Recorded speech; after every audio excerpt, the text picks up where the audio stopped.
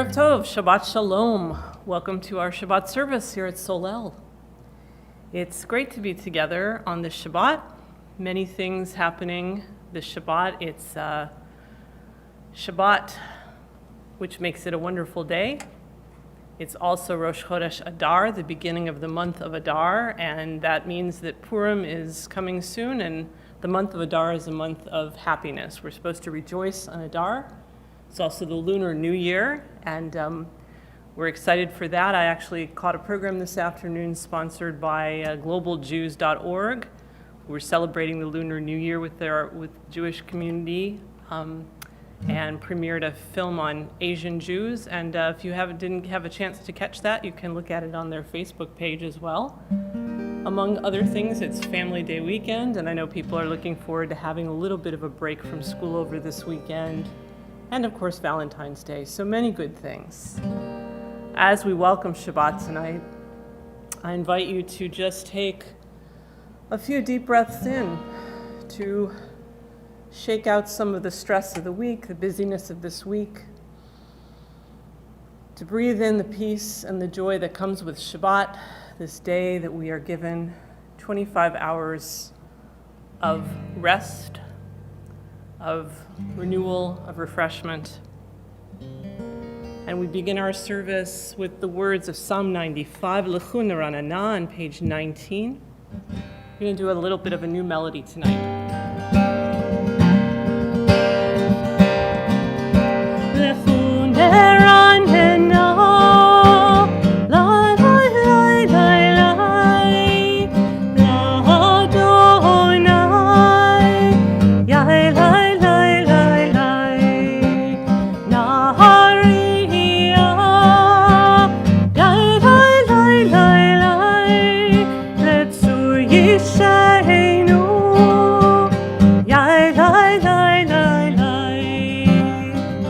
It's all right if you just sing lie, lie, lie, lie, lie, if you don't know all the words. So again.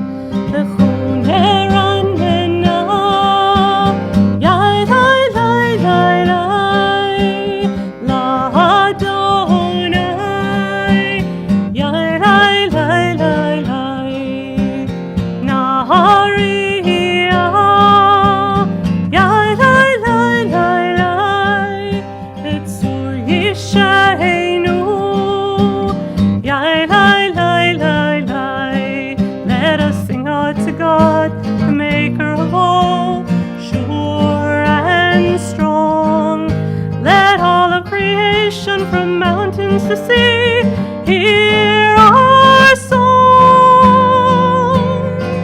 Lechu neranena, yai lai lai lai lai, la Adonai, yai lai lai lai lai, Nahariya, yai lai lai lai lai.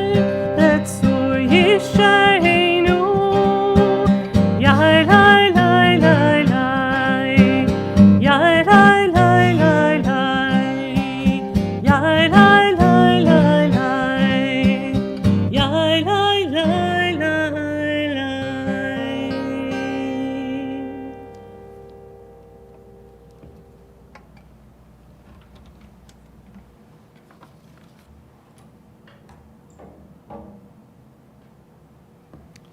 As we turn to the words for the lighting of the Shabbat candles, we join together on page 20. On this day, we would see the world in a new light.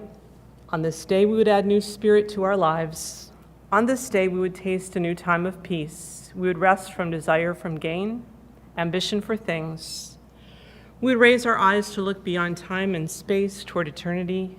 May we come to see the world in a new light. As it is written, let a new light shine upon Zion, and may it be our blessing to see its splendor. When we turn to page 23 for the bracha, please join with me as we light our Shabbat candles together.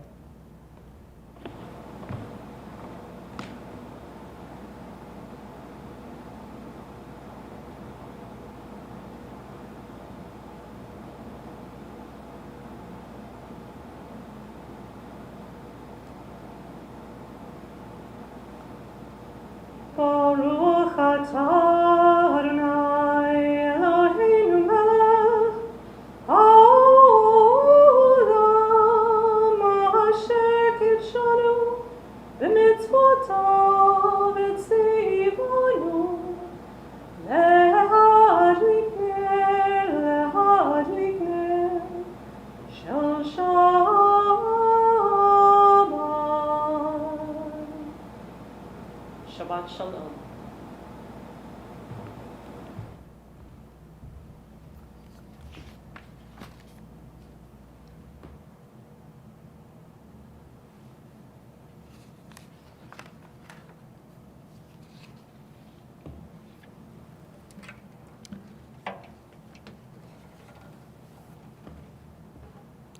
The words of Psalm 98, bottom of page 25.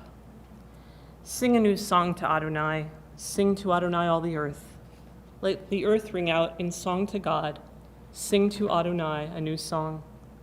Let the heavens be glad and the earth rejoice. Let the sea roar and all that fills it.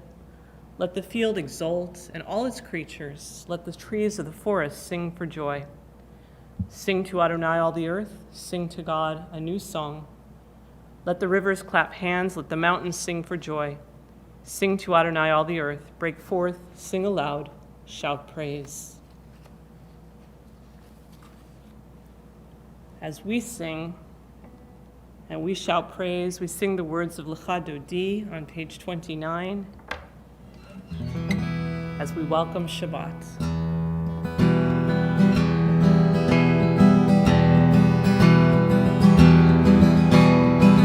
Ya la la la la Lecha Dodi, ya la la la la Likrat Kala, ya la la la la Bnei Shabbat, Bnei Shabbat Nikabela, ya la la la la Lecha Dodi, ya la la la la Likrat Kala,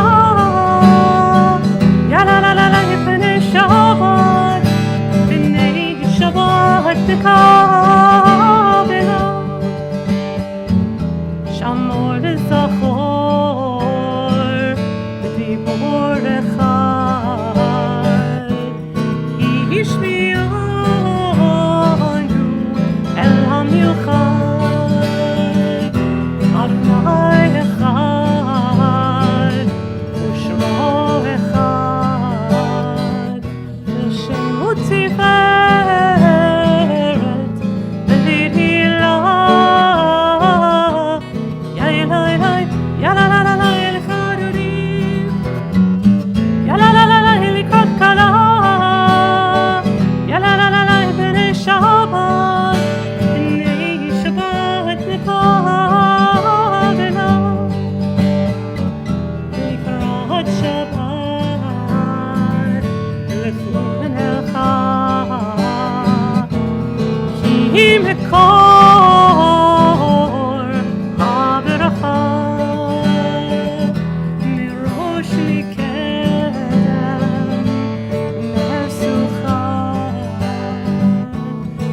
מעשה במחשבה תהילה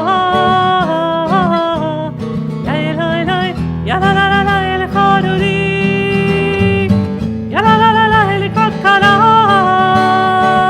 יא לה לה לה לה Bnei Shabbat, Bnei Shabbat Nikabela. התעוררי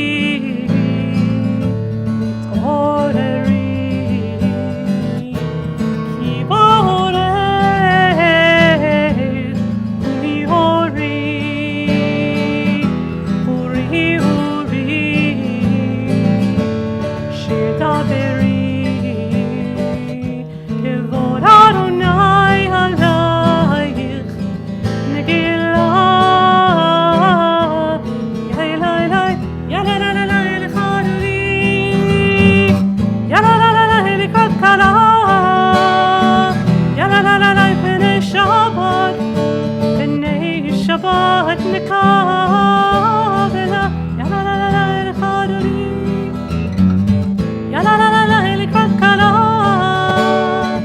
ya la la la la Bnei Shabbat, Bnei Shabbat Nikabela. Boi v'shalom.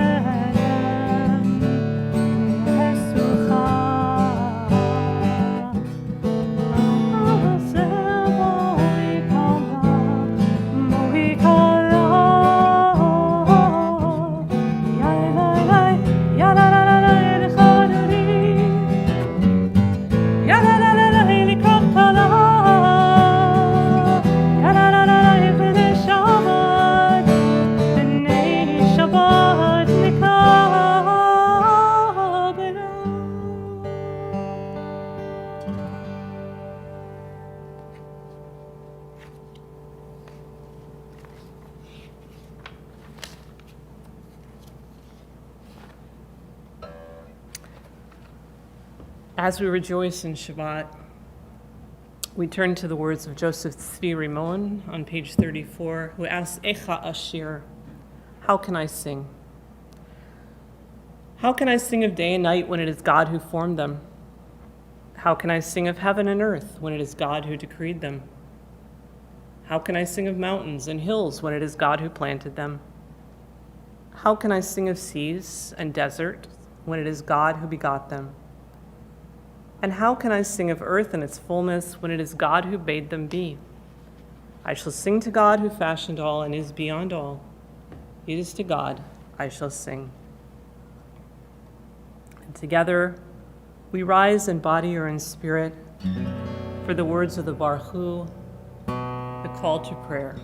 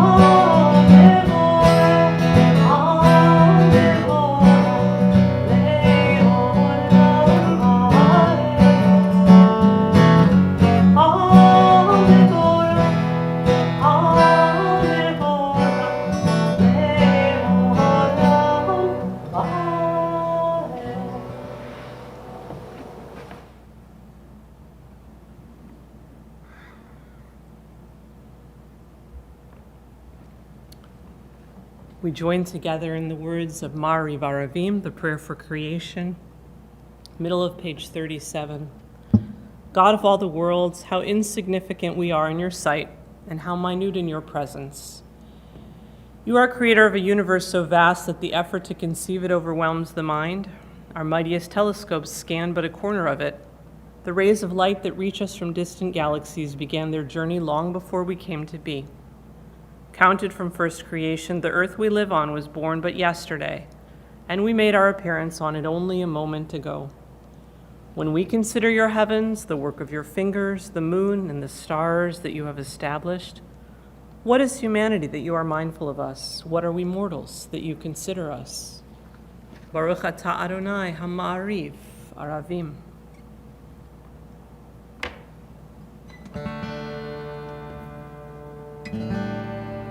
Ahavat Olam. A great love you have given to us, your people Israel, Torah and mitzvot.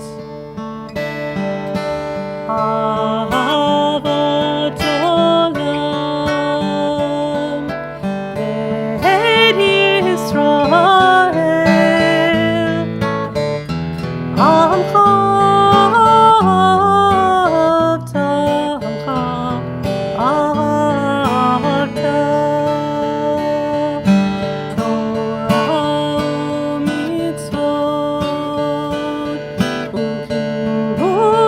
Mishpat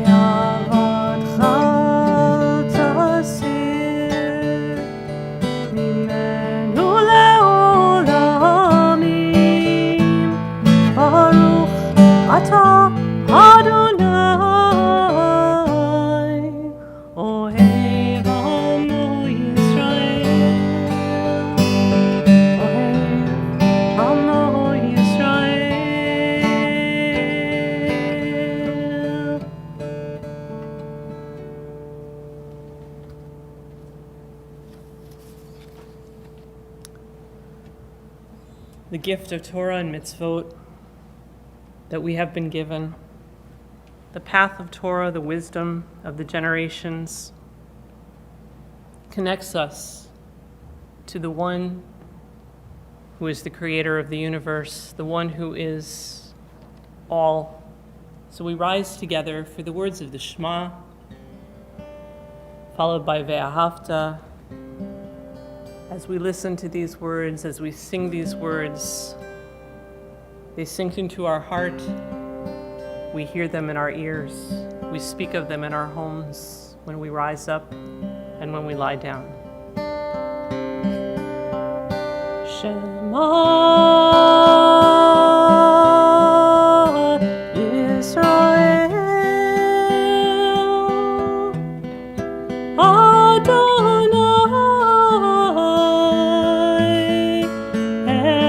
Eloheinu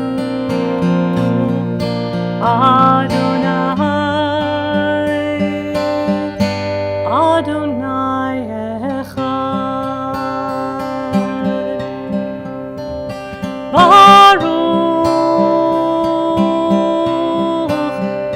Baruch Shem Kavod Malchuto Le'olam va'ed Ve'ahavta et Adonai Elohecha b'chol levavcha u'b'chol nafshecha u'b'chol me'odecha ve'ayu hadvarim ha'ele asher anochi mitzavcha hayom levavecha v'shinantam levanecha v'dibarta b'am v'shivtecha b'veitecha uv'lechtecha b'derech ושוכבך ובקומך, וקשרתם להות על ידיך, והיו לטוטפות בין עיניך, וכתבתם על מזוזות ביתך ובשעריך, למען תזכרו, ועשיתם את כל מצוותי, והייתם קדושים לאלוהיכם. אני אדוני אלוהיכם, אשר הוצאתי אתכם מארץ מצרים, להיות לכם לאלוהים. אני אדוני אלוהיכם אמת.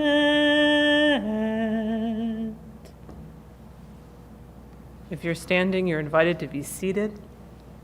We turn together to page 42. I, Miriam, stand at the sea and turn to face the desert, stretching endless and still. My arms reach for the sky, and I want to sing the song rising inside me. My mouth open, I stop. Where are the words? Where are the melody? In a moment of panic, my vision goes blank. Can I take a step without knowing a destination? Will I falter? Will I fall? Will the ground sink away from under me? The song's still unformed. How can I sing? To take the first step, to sing a new song is to close one's eyes and dive into unknown waters. For a moment, knowing nothing, risking all, but then to discover the waters are friendly, the ground is firm. And the song rises again. And we sing the same words of that same song that our ancestors sang at the shore of Freedom's Sea. The words from Exodus, Mi chamocha ba'elim Adonai.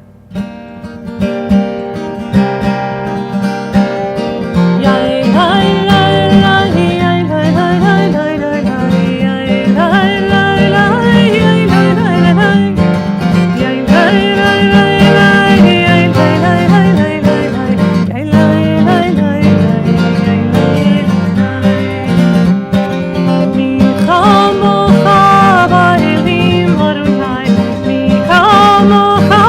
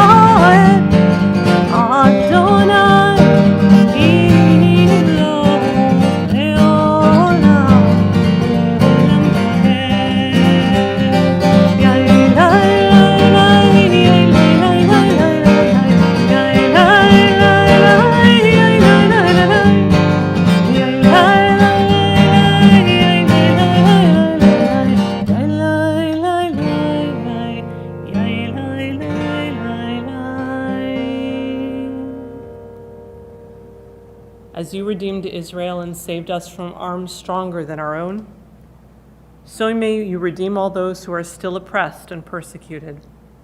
Baruch atah Adonai Ga'al Yisrael. We praise you, Eternal One, Redeemer of Israel.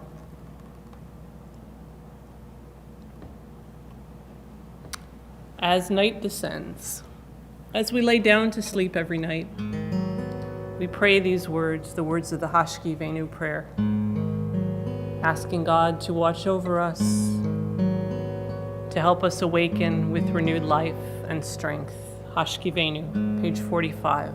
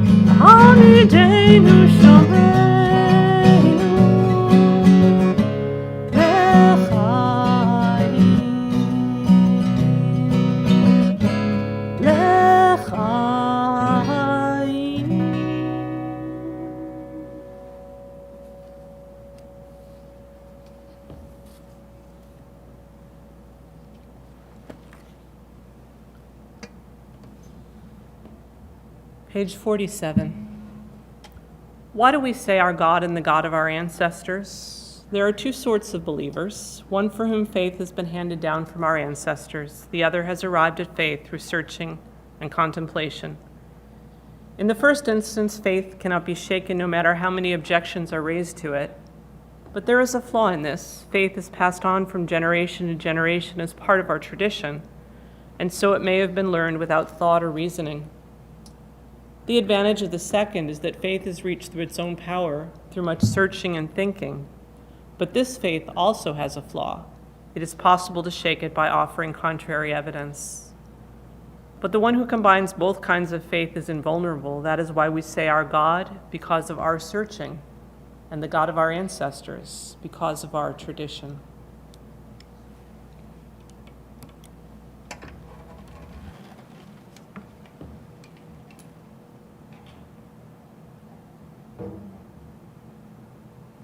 So as we pray the words of Chatzi Kaddish, leading us into the Amidah, that more intimate space for conversation with God, we pray to God, our God, and the God of our ancestors.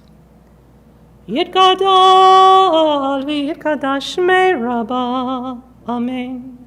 Be'amha divrach yiruteh v'yamlich malchuteh, b'chayechon u'v'yomechon, u'chaye d'chol bet Yisrael, ba'gala ba'gala, u'vizman kariv, v'yimeru, Amen.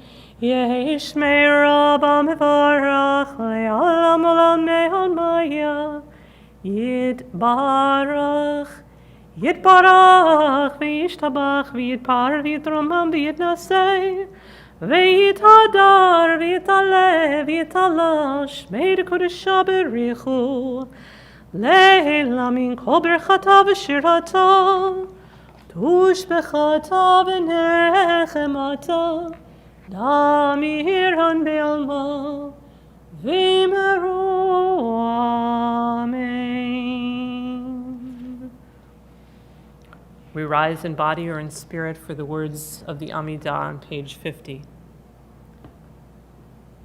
Adonai sefatai tiftachu v'yagid tehilatecha Baruch atah Adonai Eloheinu Eloi Avotinu v'Imateinu Elohei Avraham, Elohei Sarah, Elohei Yitzchak, Elohei Rivka, Elohei Yaakov, Elohei Rachel, Elohei Leah, Ha'el HaGadol, HaGibor v'Hanura, El Elyon, Gomel Chasarim Tovim v'Kolei HaKol, V'Zocher Chasdei Avot v'Imot, U'Mevi Geula Livnei Bneihem, למען שמו ויאהבה מלך עוזר ומושיע ומגן ברוך אתה אדוני מגן אברהם ועזרת שרה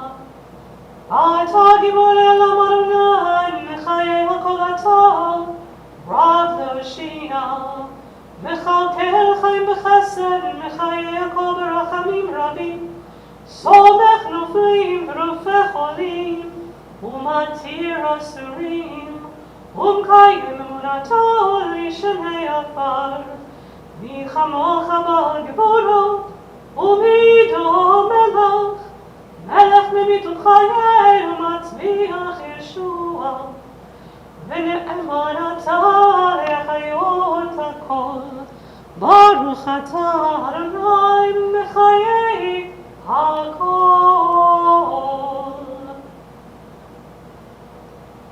Days pass and the years vanish, and we walk sightless among miracles. God, fill our eyes with seeing and our minds with knowing. Let there be moments when your presence, like the softness of moonlight, illumines the darkness in which we walk. Help us to see wherever we gaze that the bush burns unconsumed. And we, clay touched by God, will reach out for holiness and exclaim in wonder, how filled with awe is this place, and we did not know it. Baruch atah Adonai ha'el ha'kadosh. Blessed is the Eternal One, the Holy God.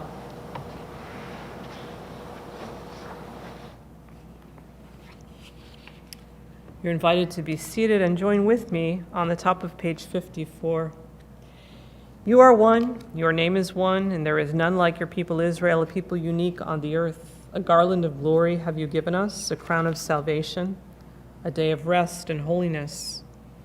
Abraham rejoiced in it, Isaac sang. Jacob and his children were refreshed by its rest. In this rest are love and sharing, truth and faithfulness and peace, quiet and safety.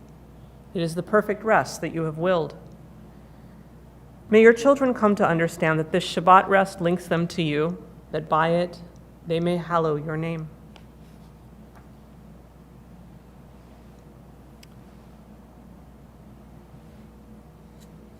Page 59, the words of the Avodah prayer.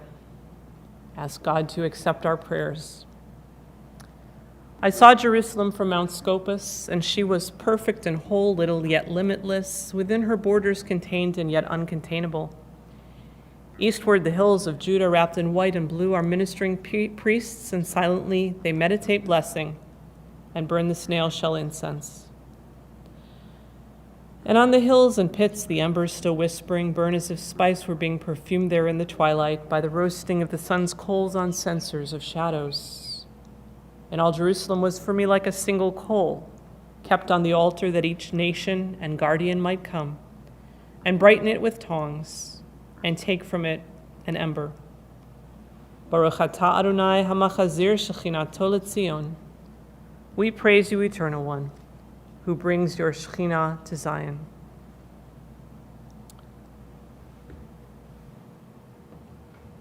words of hoda'ah, words of thanks on the Shabbat, as we take a few moments to reflect on what we are grateful for this week, for Shabbat, for God who is our Creator, our Redeemer.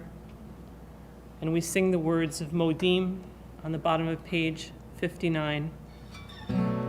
Modim anachnu lach, she'ata hu Adonai Eloheinu. Modim anachnu lach, she'ata hu Adonai. Modim anachnu lach, she'ata hu Eloheinu. Modim anachnu lach, she'ata hu Adonai.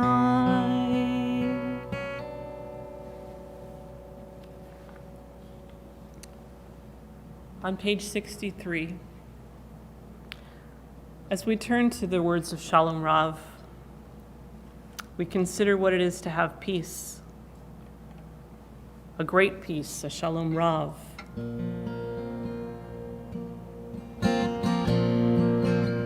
Shalom Rav al Yisrael Amcha, Tasim le'olam.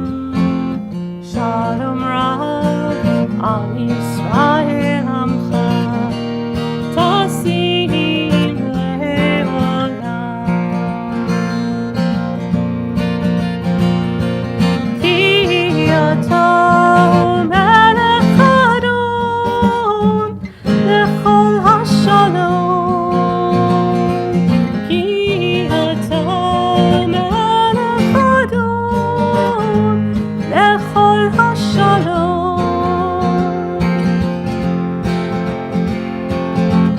Shalom Rav al Yisrael Amcha, Tasim le'olam. Shalom Rav al Yisrael Amcha, Tasim le'olam.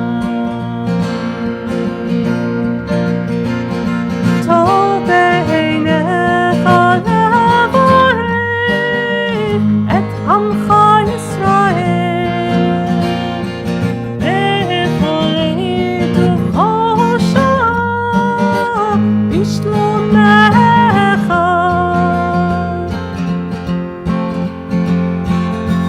Shalom Rav al Yisrael Amcha, Tasim le'olam.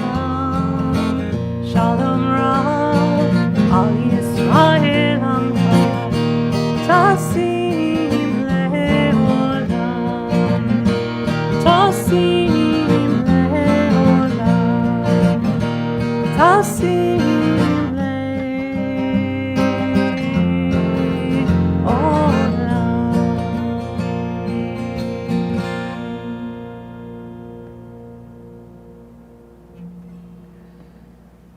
We take a few moments now to pray the words of our own hearts.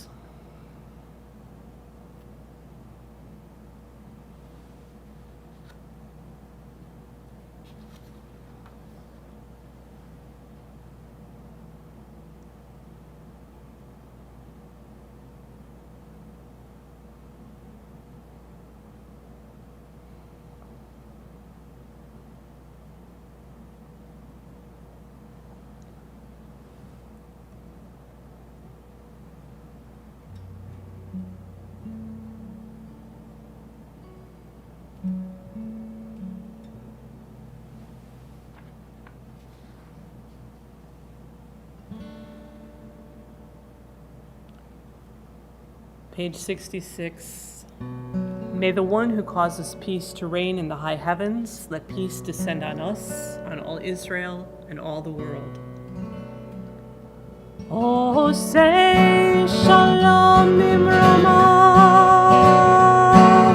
הוא יעשה שלום עלינו ועל כל ישראל ועל כל בני אדם.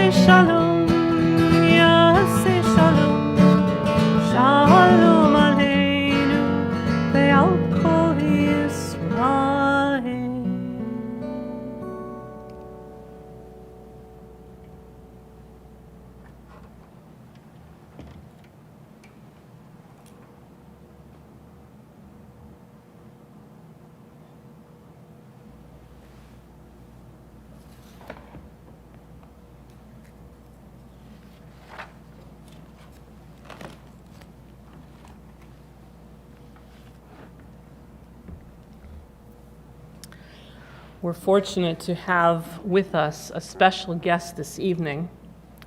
February is known as Jewish Disability Awareness, Acceptance, and Inclusion Month, which is really actually February and all the other months of the year. But tonight we are delighted to welcome back to Solel David Lepofsky, who is going to be speaking to us on what is happening during COVID for people with disabilities.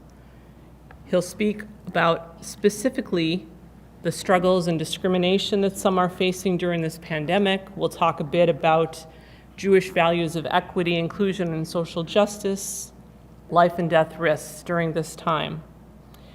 David has been a member of the Ontario Bar since 1981 and an adjunct faculty member at the University of Toronto Faculty of Law since 1991.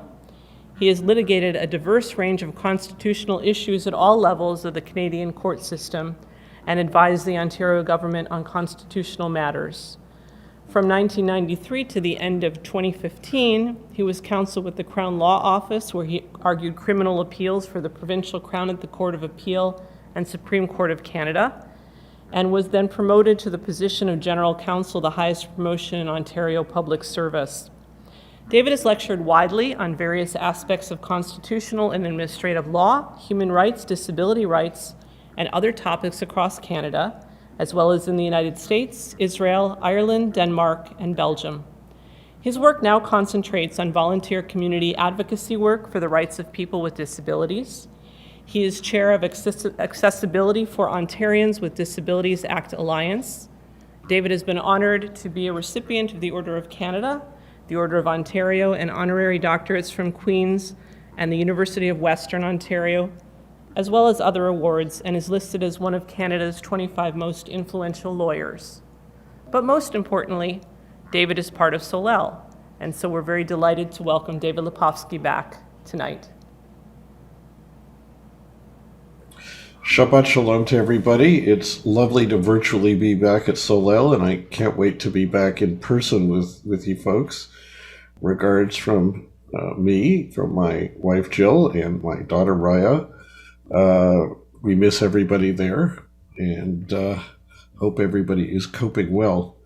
I'd welcome this opportunity to take a few minutes to talk to you about an aspect of the COVID issue that you may have heard a little on the media about, but I would think not enough. And that is the impact that COVID is having on people with disabilities. When I talk about people with disabilities, I'm talking about people with any kind of disability. A mental disability, physical disability, someone like me who's blind has a sensory disability, neurological disability like autism, communication disability, learning disability, mental health condition, intellectual disability, the whole spectrum. We are a huge population. We're over 2.6 million Ontarians, over 6 million Canadians, around the world upwards of 1 billion.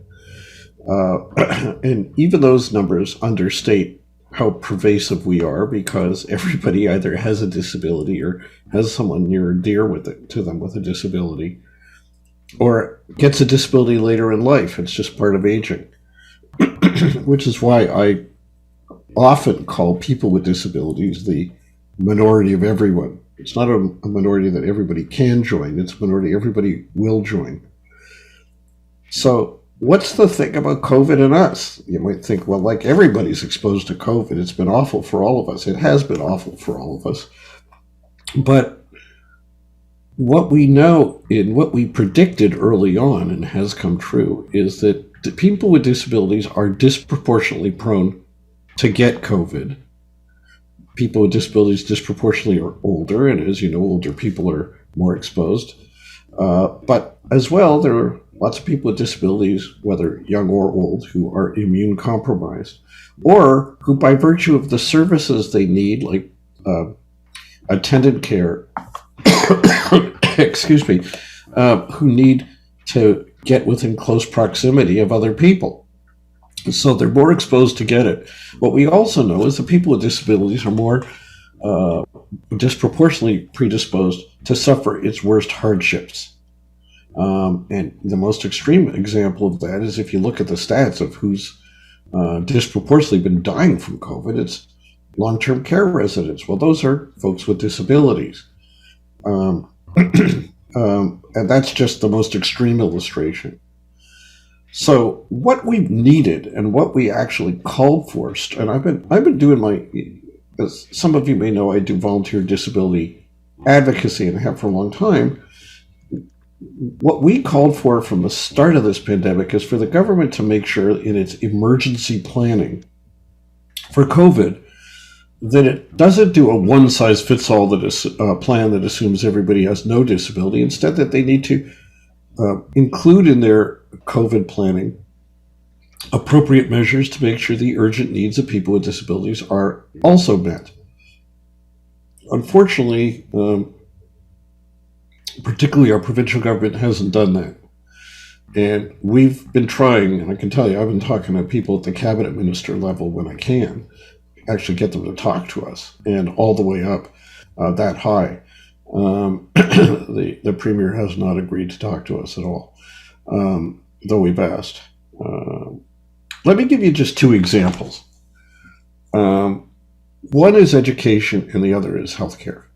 So with education, we were all facing a crisis. Schools had to shut down and go to distance learning. Nobody was ready for it.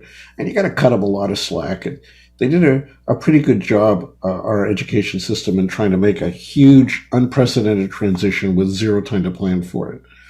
And there were a lot of problems, but frankly, it was probably the most seismic change in education in the shortest amount of time possible. But cutting them some slack, the fact is the government took a one-size-fits-all approach that was designed to meet the needs of students without disabilities. Now, it turns out that in our Ontario-funded education system, in our Ontario-funded schools, 1 out of every 6 kids, at least, is a kid with special education needs. And their solution was to leave it to each school board to figure out how to meet their needs. It was basically like, here's how we're going to do distance learning, and as for the kids who might not be able to handle that without adaptation or whatever, it's not designed for those kids with disabilities, and they better just try to figure out how to do it, each teacher, each principal, each school board, floundering on their own. It's a formula for failure, and I've been involved with others in trying to advocate all the way up to the Minister of Education explaining why. So you're thinking, like what doesn't work? Well, just as one example, the government said that TV Ontario would be its partner in providing online learning courses that are already ready to go. I'm blind. I use technology that reads what's on the screen. If the website or the online materials are designed to be accessible, which competent web designers should know how to do, then we can use it all. Well, TVO's web content for online learning is not designed to be accessible, and in fact it has very significant accessibility problems that we were able to find within about a minute or two of checking it. In other words, it's not buried multiple levels down. It's pretty much on the surface. There are lots of other kids with disabilities for whom distance learning just as is doesn't work. Now, school boards did struggle to come up with ways to solve it, but the province did not lead this process and ensure that there were consistent practices. So some schools, some teachers, some principals, some parents figured stuff out, but the accomplishments, the creative innovations weren't being shared around. I know because my coalition tried to, but the government didn't take us up on those proposals and do more. Similarly, when it came to reopening schools, we knew that there were going to be changes that had to be made to make reopened schools safe. The government was told to include in its plans for reopening schools strategies to make sure that kids with disabilities were not disadvantaged and were effectively included in the way those things operate. And the government didn't listen. I can tell you at the end of my talk where you can find more about this, because I'm talking in kind of summary terms, but I can tell you that we've got deep pages and pages of recommendations the government was given. Didn't help. Healthcare. Obviously, this is a healthcare crisis.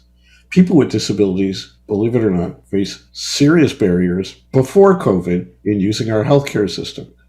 That may sound ridiculous, and it is ridiculous because healthcare systems are designed in no small part to help and meet the needs of people who have disabilities, whether they're permanent ones or temporary ones induced by an illness. But nevertheless, we've had lots of problems before COVID came along. When COVID came along, it made things substantially worse. For example, understandably, hospitals said no visitors because they wanted to, during COVID, avoid the risk of spread of the disease. However, there are some people with disabilities who need visitors to be their support people, either to help them communicate or help meet their personal needs. The hospital staff aren't equipped to do some of that. They should be staffed to, but they're not. That was a pre-existing barrier. And the ban, a categorical ban on visitors, when it precluded visitors who could do support help for patients with disabilities to meet needs the hospitals weren't meeting, actually made things a lot worse. Now, things got liberalized somewhat over time, but there's still lots of problems.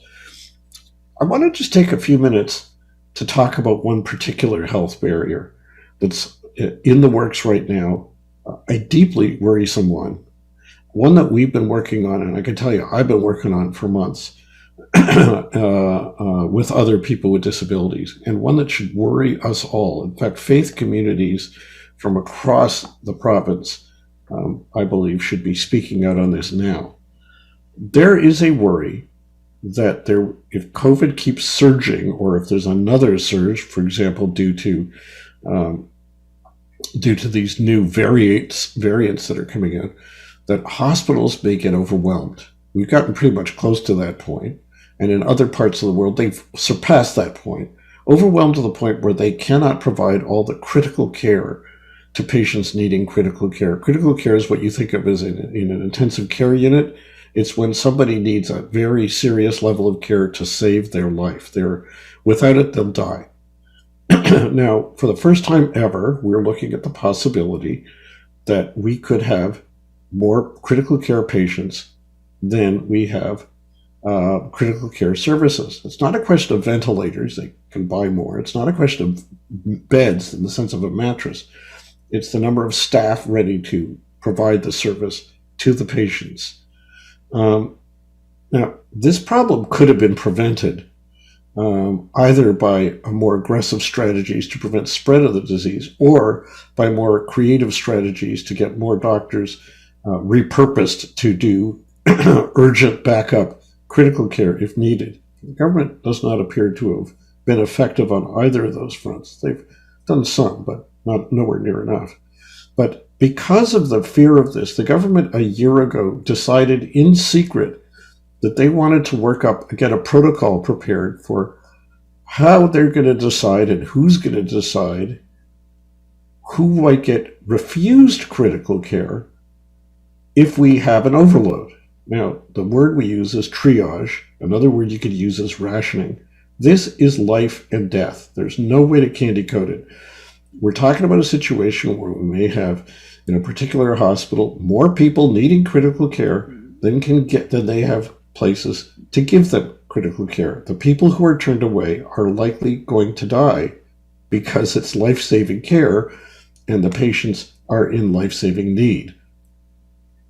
Well, you'd think that this is such an important life and death thing that the government should be discussing publicly what its plans are, and should be consulting the public and developing a consensus, and of course, in a democracy, making sure that anything deciding something as fundamental as life and death would be debated and voted on in the legislature. Absolutely none of that is going on.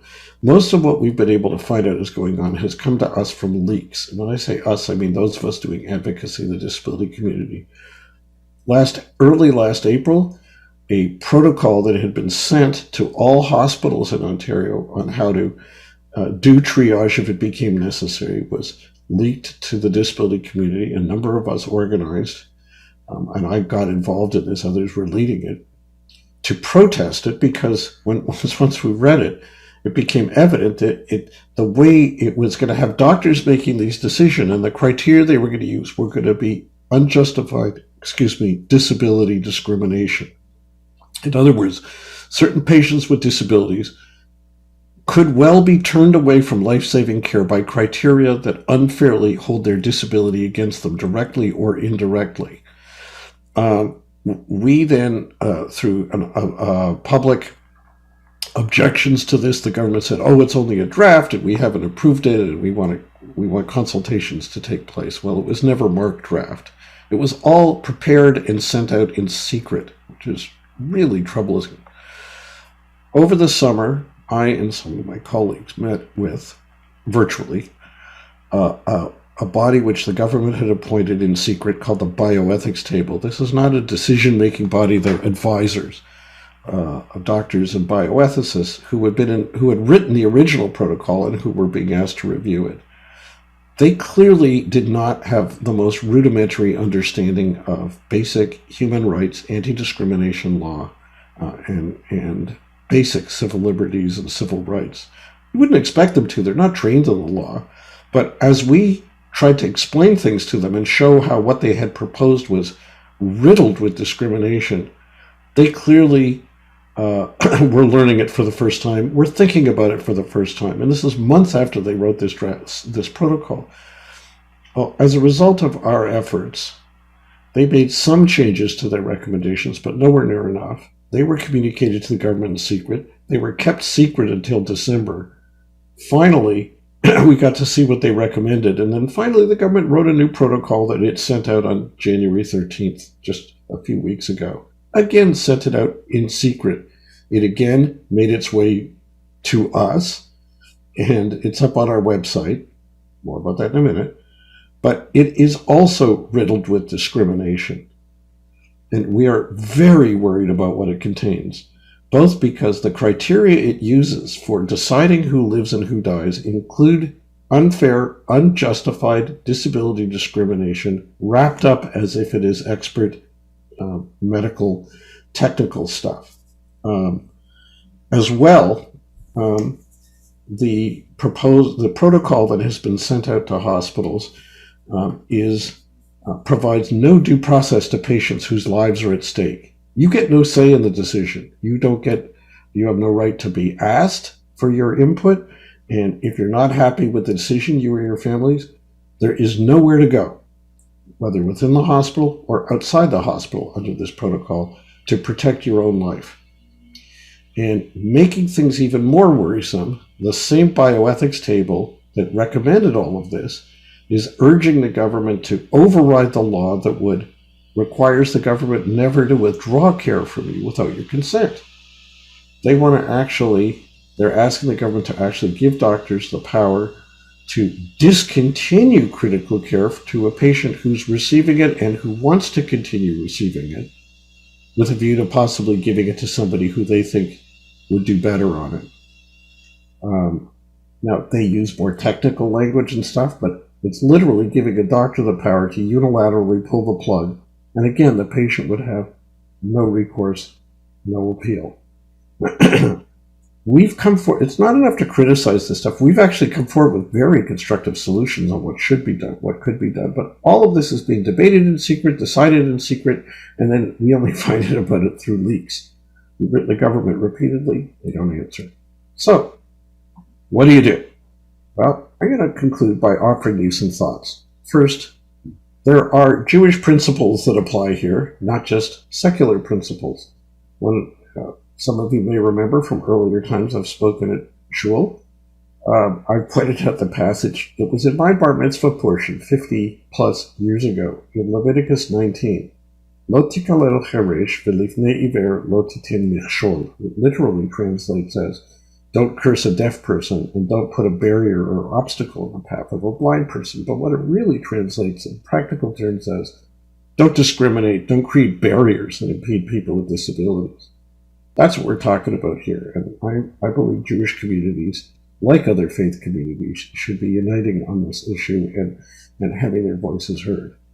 Our position is, first, whatever is done in this area should be done by law, not by backroom memos that are sent to hospitals. I can't decide who lives and dies by a memo, at least not in a society with the rule of law. Second, the protocols that are out there have to be revised to ensure they're not discriminatory. Third, patients should have a right to due process if their life is at stake. And finally, this is something that should be the subject of a real public debate, not secret deliberations with governments, doctors, and insurance companies with us not having a chance to be part of a public discussion. If you want to learn more about it, where do you go? Give me a couple of ideas. We have a website. It's www.aodaalliance.org. I'll repeat it, aodaalliance.org. On the front page, there's a link to sign up to get our email updates. We're a major source of news on this. But we also have a healthcare page. If you go to aodaalliance.org/healthcare, you can read all about our efforts on this since last April. The government may be very secretive, but we are very open and public. And finally, feel free to follow me on Twitter at David Lepofsky, DavidLepofsky, no dots, because I tweet a lot about this and we get feedback from across Canada and elsewhere in the world on this. I believe this is a question of fundamental rights and ethics and principle, and I believe that we can draw on our own community values within the Jewish community to stand up and say, this is not the way you decide issues. And just saying it's an emergency is no excuse, because they've known of this problem for a year, and there should have been a much more open and fair process and a more open and fair result for dealing with these tough issues. Thank you very much for letting me speak to you, and Shabbat Shalom. Shabbat Shalom, David. Thanks so much for being with us this evening and sharing this really important and, I think very worrisome information. As you said, the Jewish values that we have in terms of not putting a stumbling block or a barrier up for people with disabilities is absolutely part and parcel of who we are as a Jewish community. I'm wondering, from your own personal experience and your work in this area, what you're seeing in other parts of the world. Are there better protocols? Is there more of a transparent process? Because certainly that's what's called for here. Well, we've been trying, and others in the disability community have been trying to connect around the world. And from the disability side, there's been concern mounted around the world now. In the United States, the Department of Justice, even with all the other mishigas that was going on with their Department of Justice, helped intervene with some directives last spring to help push for more. And we've seen that, for example, disability advocates, including publicly supported disability advocates in Oregon, forced the government there to retreat on some of the triage plans they had that were going to be discriminatory. As for protocols, I haven't had a chance to compare them all. We've got some colleagues who are more up to speed than I am on the comparative measures, but I understand that there are some who are worse and some which are better. I do know that on the issue of openness, the province of Quebec has a protocol which in some ways is as troubling, and in some ways is more troubling than ours, but at least it's a government protocol that they've publicly posted on their website. The government isn't running and hiding from it. They're owning up to the fact that they've announced it. I want to be clear that one thing I should say is we have not had this triage actually take place in Ontario yet. In other words, the government has the protocol out there to direct how these decisions would be made if they have to resort to triage in critical care, but they say it has not been actually invoked. We are, however, worried about, even in the absence of that taking place, what we call trickle-down triage. It's a term we invented, meaning the possibility that either hospitals might not refer patients down to critical care, or nursing homes might not send patients into the hospital, all thinking that they won't get treatment, or won't get critical care treatment, or won't qualify because they'll get triaged out, even if it's not actually going on. And it's impossible to monitor how much of that could be going on now, because it's, of course, a kind of a case-by-case, episode-by-episode process that's not being regulated by anyone. But we do know, I could tell you that last spring, when literally within a day of me being approached to even get involved in this issue, I ended up on as a listener in a conference call that hundreds of people are listening in of disability advocates in the U.S. Expressing concerns about this. And we're talking April.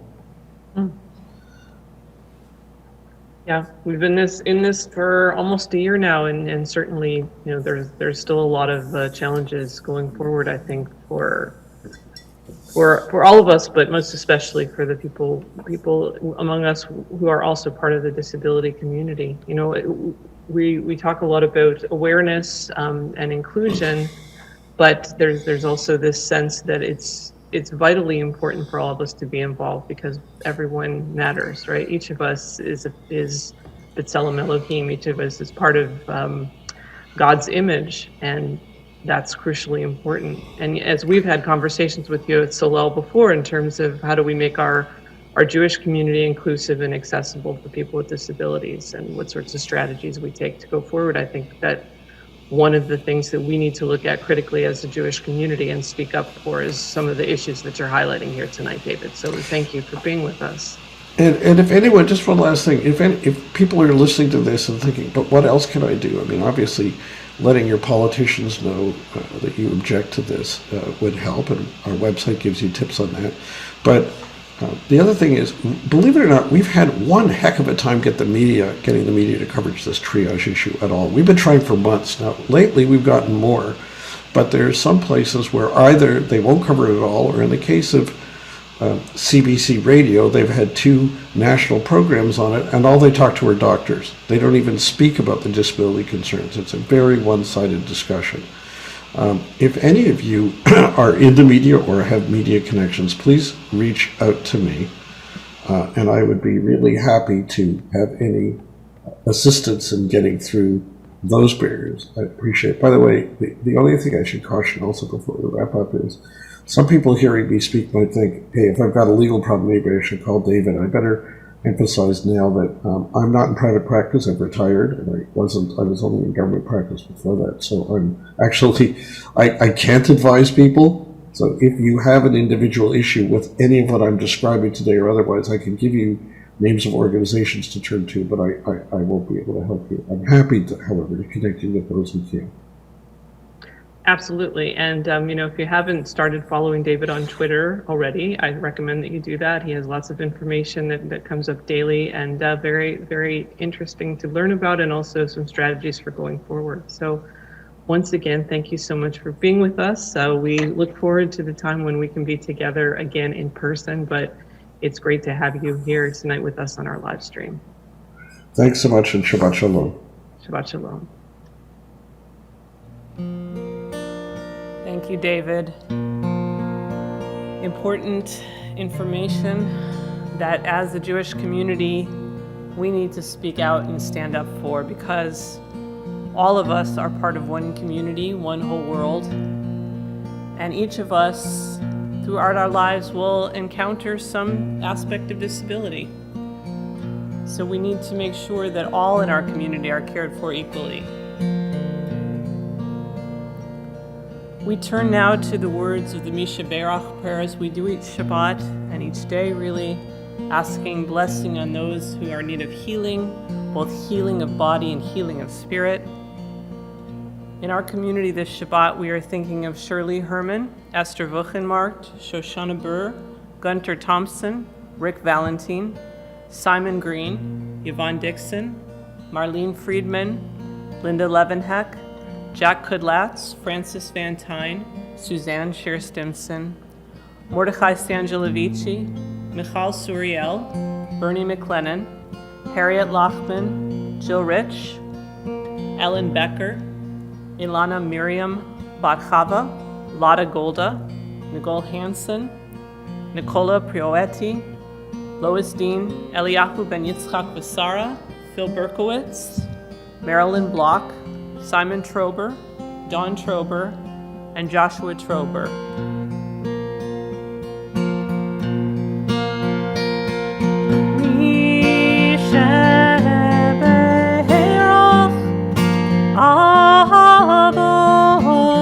Avotenu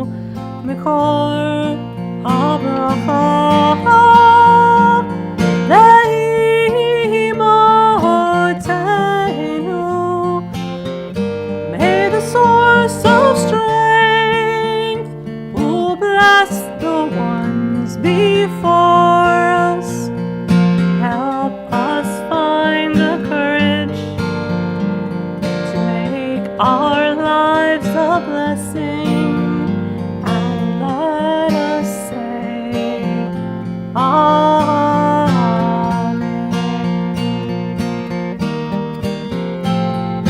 Mi shebeirach imotenu mikor habracha leavotenu. Bless those in need of healing with refuah shlema, the renewal of body, the renewal of spirit, and let us say, Amen.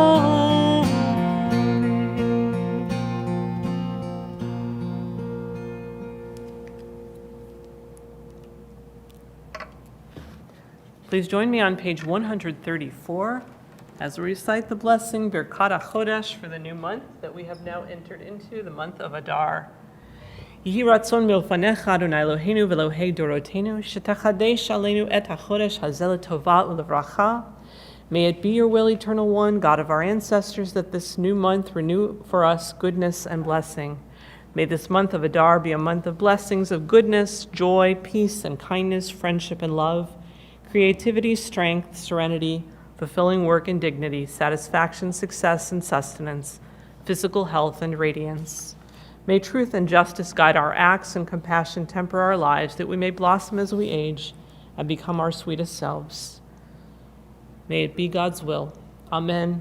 Selah. We turn together now to the words of Aleinu on page 149 as we rise, as we pray for the day when the world will be one and at peace. Aleinu l'shabayach l'adon ha'kol, l'ateit g'dola l'yotzei b'reshit, asher sam chelkenu yachid et shemo, v'gohor aleinu le'amlich malchuto, v'anachnu korim u'mishtachavim u'modim, lifnei melech malchei hamlachim, HaKadosh Baruch Hu, Shehu notei shamayim v'yosei haaretz, u'moshav ikaru b'shamayim mimal, u'shchiratu zo, v'gavei meramim, u'Eloheinu einon, emet malkeinu efesulato, ka'katu b'torato, v'yadadayim v'shavota el bavecha, ki Adonai hu Elohim, b'shamayim mimal, ve'haaretz mitachat ein on. V'ne'emar v'haya Adonai l'melech al kol haaretz, Vayom ho, Yeh Adonai echad, U'shmo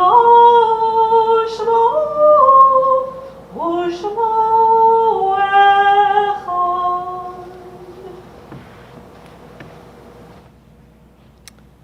Page 158. You are with us in our prayer, in our love and our doubt, in our longing to feel your presence and to do your will. You are the still clear voice within us. Therefore, O God, when doubt troubles us, when anxiety makes us tremble and pain clouds the mind, we look inward for the answer to our prayers. There may we find you and there find courage, insight, and endurance, and let our worship bring us closer to one another, that all Israel and all who seek you may find new strength for your service. At this time, our thoughts turn to those who have departed this earth, our own loved ones, those of our friends and neighbors, and all of those people whose lives have been a blessing to humanity. As we remember them, we meditate on the meaning of love and loss, of life and death. We recall the names of the following, whose yahrzeit, the anniversary of whose death, occurs this week: Nathan Isaac Adler, the father of Ralph, the grandfather of Allison Billings and of Michael, the great-grandfather of Danielle, Hannah, Charlie, and Nathan. Lottie Feynman, the mother of Barry and the grandmother of Daniel and Simon. Elmer Farkas, the father of Linda Hannon, the husband of the late Ada, the father-in-law of Jerry, grandfather of Jonathan, Christine, Michael, and Vanessa, and the great-grandfather of Reese, Lucy, Clark, Harrison, and Max. Ann Gottlieb, the cousin of Linda Hannon. Habib Laredo, the father of Albert. Alexander Wadkins, the father of Marlene Friedman, the grandmother of Jason, Jeremy, and Melanie, and the great-grandmother of Jordan, Jessica, Harper, and Finley. Patty Curry, the wife of Bill and the mother of Ethan. Mary Quint, the grandmother of Marcy Binsky. Honey Hertz, the cousin of Arlene Botnick and Harold and Susie Botnick. Donna Dale, founding member of Solel. Al Davidson, the uncle of Carol Van Tyne and the great-uncle of Lisa, Michael, and Rachel. Udall Blank, the grandfather of Gail. Mary Tish, the grandmother of Shirley Herman and the great-grandmother of Mark and Laura. Herskew Kasherlaru, the father of Rika Brucker. Mendel Davidson, the grandfather of Robin Cerudis. Harry Mursky, the uncle of Cheryl Englander. Stephen Silverberg, the uncle of Mark Frankel. And Naomi Judith Rose, the wife of Stan Sinai and the dear friend of Linda Sage Alexander. If there is someone you are saying Kaddish for tonight, I invite you to share their name aloud or to hold their name in your heart as we ask those who are mourning to please rise first, so that we might say to Min Hamakom Tinachamu, may you find comfort in God's sheltering presence. Now as a community, we all rise to support those who are mourning and to say Kaddish for those who have no one to say it for them. Yitkadal v'yitkadash shemei Rabbah, be'alma divrach chirutei v'yamlich malchutei, b'chayechon u'vyomechon, u'v'chayei dechol Beit Yisrael, ba'agalau v'zman kariv v'imru amen. Yehei shmei Rabbah mevarach le'olam u'lalmei almaya, yitbarach v'yishtabach v'yitpa'ar v'yitromam v'yitnaseh, v'yithadar v'yitaleh v'yithalal shmei dekudusha barichu, le'elam in kol birchata v'shirata, tushbechata v'nechemata, da'amiran be'alma v'imru amen. Yehei shlama Rabbah min shemaya v'chayim aleinu ve'al kol Yisrael v'imru amen. Osei shalom b'mromav hu ya'aseh shalom aleinu ve'al kol Yisrael ve'al kol b'nei Adam v'imru amen. May the source of peace send peace to all those who mourn and comfort to all who are bereaved among us, among all the Jewish people, and among all the nations and families of earth. And we say together, Amen. Please be seated as I share some brief announcements on behalf of our board and our congregation. First of all, Shabbat Shalom. Thank you so much for joining with us here at Solel for our Shabbat service this evening. We invite you to join us tomorrow morning at 10 a.m. for our Shabbat morning service. And services next weekend continue for Shabbat. Friday evening at 7:30 is our family Kabbalat Shabbat, a little song, a little story, and lighting our Shabbat candles together, followed at 8 p.m. by our regular Erev Shabbat service, and then on Saturday morning the 20th at 10 a.m. with our Shabbat morning service. We have a lot of upcoming events and programs going on in the next weeks and months. First of all, we want to remind you that if Adar is here, the month of Adar is here, then Purim is not far behind. Our Purim spiel and virtual service is going to be 7 p.m. on Thursday, the 25th of February. We will celebrate the story of Esther. We will shake and spin our groggers, and this year is bring your own Hamantaschen. So make sure that you have your Hamantaschen ready and your costumes on as we celebrate on our live stream on Thursday, the 25th. Sunday, the 28th of February, we'll be having a program on Stories Untold of the Yemenite Jewish community. That's Sunday the 28th at 7 p.m. Erez Zabari is going to be joining us to talk about Yemenite culture and the Operation Magic Carpet and Yemenite Children affair that brought more Yemenite Jews to Israel. And going on further from there, there's lots of stuff coming up in March. You can read more about that in your shamas or on our website. Want to remind you that this weekend, Sunday, actually also Saturday evening for the classes that meet Saturday evening, there's no Beit Sefer because it is Family Day weekend. However, Rabbi Englander's adult study course does continue this Sunday at 11 a.m., and it is continuing through the end of February. His course is on Israeli culture through the arts, so we hope you'll join us for that as well. Lunch and Learn continues on Thursdays. Actually, this week we're going to be meeting a little bit early at 11:30 because I have another meeting after that. But lots of other things coming up. We hope you'll join us for many of those or all of those programs. Please join with me now as we turn to page 163 and close out our service with Kiddush for Erev Shabbat.